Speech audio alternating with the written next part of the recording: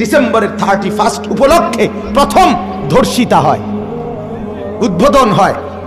সেদিন পরকীয়ার প্রথম উদ্বোধন হয়, প্রেমের উদ্বোধন হয়। নতুন বছরে জিনা ব্যভিচারের অসংখ্য নোংরামির উদ্বোধন হয়। সেটা একজন মুসলমানের প্রিয় কেমনে হইতে পারে? কেন আমার যুবক মুসলমান, আমার নওজোয়ান ছেলে মেয়েরা এরা কি এত পাগল হয়ে গেল? ইসলাম কি আমরা এভাবে ভুলে গেলাম?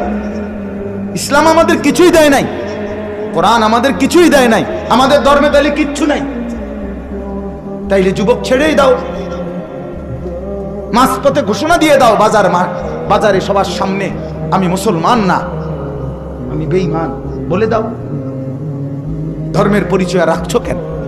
অতএব আমার অনুরোধ, এখানেও যারা যুবক ভাই আছেন, 31 নাইটের নামে, 31শে ডিসেম্বরের নামে এই মূর্তি পূজার, অসভ্যতার, নোংরামির কোন সংস্কৃতি আমাদের জীবনে যেন না আসে, বলেন ইনশাআল্লাহ।